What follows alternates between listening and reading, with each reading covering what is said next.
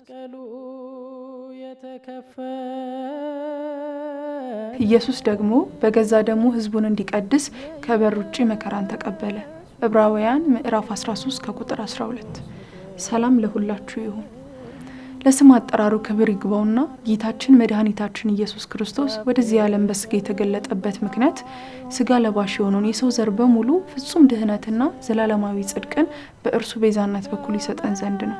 በኦሪቱ የመስዋዕት ሥርዓት የበግና የጊደሮች ደም ለኃጢአት ስርየት የሚፈሰው በኢየሩሳሌም በሚገኘው የመገናኛው ድንኳን ነበር። ማንኛውም ሰው ኃጢአት ቢሰራና ስርየትን ማግኘት ቢፈልግ በግ ይገዛና ወደ መገናኛው ድንኳን ወስዶ በካህኑ ፊት ኃጢአቱን እየተናዘዘ እጁ በበጉ ላይ ይጫናል። በጉም የሰውየውን ኃጢአት ይዞ ይሰዋል። በበጉ ደም መፍሰስም የግለሰቡ ኃጢአት ይቅር እንዲባል ተደርጎ የበጉ ደም በመሰዊያው ላይ ተረጭቶ ኃጢአተኛው ይቅርታ እንዳገኘ ተነግሮት ወደ ቤቱ ይመለሳል። የበጉ የማያስፈልጉ የሰውነት ክፍሎች ደግሞ ተሰብስበው ከኢየሩሳሌም ከተማ ውጪ እንዲቃጠሉ ይደረጋል። ከከተማው ውጪ ያለው የቆሻሻ መጣያ ስፍራ የመስዋዕቱ አመድ የሚደፋበት፣ በለምጽ የተመቱና በለምጽ የተያዙ ሰዎች ያረከሷቸው ተብለው የሚታመኑ ዕቃዎች ሳይቀር ተሰብስቦ የሚጣልበት ስፍራ ነው። ይህ ከከተማዋ ውጪ ያለ ስፍራ የረከሰ ስፍራ ተብሎ የሚታወቅ ነው። ስለዚህ ክርስቶስ ከከተማ ውጪ የተሰቀለበት ምክንያት ሁለት ነው። አንደኛው በዓለም ውስጥ ያለውን ኃጢአት ራሱን ለመግደል የመጣ የዓለም ሁሉ መድኃኒት መሆኑን ለማሳየት ሲሆን፣ ሁለተኛው ደግሞ ከእንግዲህ የኃጢአት ስርየትና ይቅርታ በእንስሶች ደም የሚገኝ ሲሆን በክርስቶስ ቤዛነት ብቻ የሚገኝ ጽድቅ መሆኑን ለማስረዳት ነው ማለት ነው። መጽሐፍ እንደሚነግረን የክርስቶስ ደም የፈሰሰው ኃጢአተኞችን ለማንጻት ብቻ ሳይሆን ኃጢአትን ራሱን አቅመቢስ አድርጎ ከደሙ ኃይል በታች ምውት ያደርገው ዘንድ ነው። ከከተማ ውጪ እየተባለ የሚጠራው ስፍራ በኢየሩሳሌም ከተማ የሚገኝ ሲሆን ኢየሩሳሌም የመገናኛው ድንኳን ያለባት የተቀደሰች ስፍራ ተብላ የምትታወቅ ሲሆን ከከተማ ውጪ ያለው ስፍራ ግን ርኩሰትና ኃጢአት የሞላበት ተደርጎ የሚታይ ነው። ለዚህም አይሁዶች ክርስቶስን ኃጢአተኛ ነው ብለው ስለሚያስቡና ስለሚጸየፉት ከበር ውጪ እንዲሰቀል አድርገዋል። እግዚአብሔር በሚያውቀው ጥበብ ግን በመስቀል ላይ የሚፈሰው የክርስቶስ ደም ሕያውና ቅዱስ ደም ስለሆነ ኃጢአትና ርኩሰት፣ በደልና እርግማን የሚባሉ ነውሮችን ሁሉ አቅመቢስ አድርጎ ከደሙ ኃይል በታች ያደርጋቸው ዘንድ ከከተማው ውጪ ተሰቅሏል። ይህም ማለት ክርስቶስ የተሰቀለው ኃጢአትን፣ በደልን ሁሉ ከእግረ መስቀሉ ስር ረግጦ ነው። ለዚህም ነው በክርስቶስ መስቀል የሞት መውጊያው ተሰብሯል ተብሎ የተጻፈው። የሞት መውጊያው ብረት ኃጢአት ነው። የኢየሱስ ክርስቶስ ደም ከኃጢአት ሁሉ ያነጻል ተብሎ በአንደኛ ዮሐንስ ምዕራፍ 1 ቁጥር 7 ላይ ተጽፏል። በኦሪቱ ጊዜ ግን እንዲህ አልነበረም። ከሰዎች ጽድቅ ይልቅ ገዝፎ የሚታየው በደላቸው ነበር። የበጎችና የጊደሮች ደም ለሰዎች ጊዜያዊ ይቅርታን ያስገኝ ነበር እንጂ ኃጢአት ራሱን የመግደልና በፍርድ ዙፋን ፊት ኃጢአትን አቅመቢስ የማድረግ ኃይል አልነበራቸው። ለዚህ ነው ነብዩ ኢሳይያስ ሁላችን እንደ ርኩስ ሰው ሆነናል፣ ጽድቃችንም እንደ መርገም ጨርቅ ነው ብሎ የገለጸው።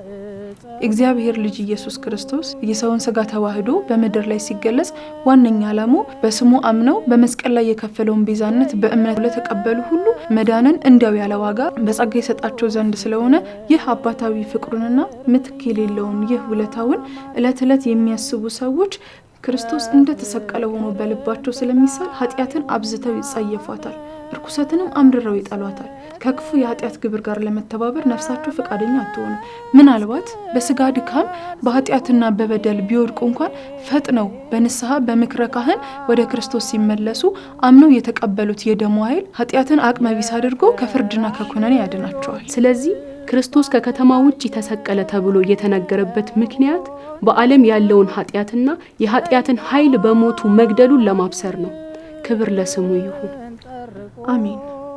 ሁለተኛው ክርስቶስ ከከተማ ውጪ የተሰቀለበት ምክንያት ከእንግዲህ በመገናኛው ድንኳን ዕለት ዕለት በሚሰዉ የበጎችና የጊደሮች ደም መታረቅ አበቃ፣ ለዓለም ሁሉ መዳን የሚሆን አንድና ዘለዓለማዊ መስዋዕት አማናዊው የእግዚአብሔር በግ እኔ መጥቻለሁ ሲል ነው። በኦሪቱ የመስዋዕት ሥርዓት ሊቀ ካህኑ በዓመት አንድ ጊዜ ስለ ሕዝቡና ስለ ራሱ ኃጢአት የበግ መስዋዕት በመሰዋት የበጉን ደም ወደ ቅድስተ ቅዱሳኑ ይዞ በመግባት ምሕረትና ይቅርታን ይለምናል። ሕዝቡ ግን ኃጢአት በሰራ ቁጥር በግ እየነዳ ይዞ ስለሚሄድ በየቀኑ በመገናኛው ድንኳን በግና ፍየል ይዞ የሚመጣው ሆሪታዊ እጁን በበጉ ላይ እየጫነ በመናዘዝ መስዋዕት እያሳረደ ይሄዳል። ክርስቶስ ይህንን ሁሉ ስርዓትና የእንስሳት እልቂትን ለማቆም አንድ ጊዜ ለዓለም ሁሉ የሚበቃ መስዋዕት ሆኖ ከከተማ ውጪ ተሰውቷል። ከከተማ ውስጥ ቢሰቀል ኖሮ ዓለም ይዳነው በክርስቶስ ደም ብቻ ሳይሆን እኛ በሰዋ ነው በበጎችና በጊደሮች ደም ጭምር ነው ብለው እንዳይመጻደቁ ጌታ ከከተማ ውጭ ተሰቀለ።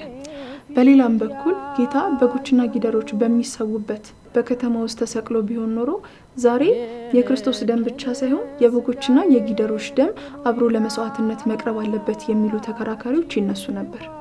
ልክ በዘመነ ሐዋርያት ወንጌል እንበለ ኦሪት፣ ጥምቀት እንበለ ግዝረት አጠቅመም አትረባም ብለው ሐዋርያትን እንደተቃወሙ ሁሉ ማለትም ወንጌል ያለ ኦሪት፣ ጥምቀት ያለ ግዝረት አያድንም እንዳሉ መስዋዕተ ክርስቶስ እንበለ መስዋዕተ በግ አያድንም ባሉ ነበር።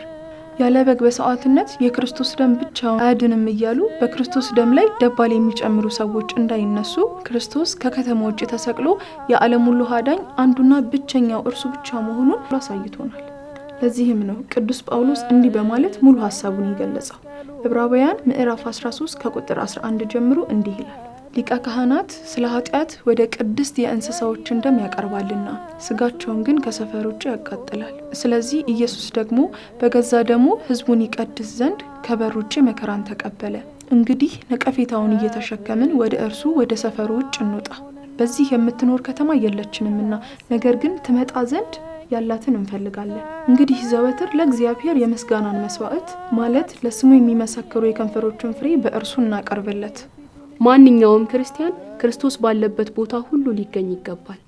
ዛሬ የምንኖርበት መንደርና የምንውልበት ሰፈር እንዲሁም የምንመላለስበት ህይወት እግዚአብሔር የማይከብርበት የክርስቶስ ጽድቅ የማይታወጅበት አይሁዳዊ ክፉ ልማድና ጥላቻ የሚነክስበት ከሆነ ከዚህ ሰፈር ወጥተን ክርስቶስ በህይወታችን ከፍ ብሎ ወደሚታይበት ህይወት ልንለይ ይገባል። ወገኖቼ ክርስቶስ ዛሬም በህያው ፍቅሩ ስለሚፈልገን ከዓለም ርኩሰትና ኃጢአት ተለይተን ወደ ህይወታችን ጠባቂና ወደ መዳናችን ራስ ፈጥነን እንምጣ።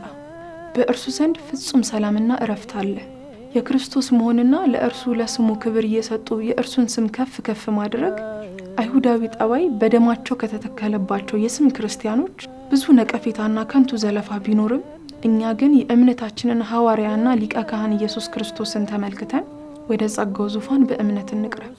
በጉ መብራቷ የሆነላት የሰማያዊቷ ኢየሩሳሌም ወራሾች ነንና ለበጉ የሚገባውን አምልኮና ዘማሪ ዕለት ዕለት በፊቱ እንሰዋለት። ክብርና ምስጋና አምልኮና ውዳሴ ለታረደው በግ ይሁን። አሜን።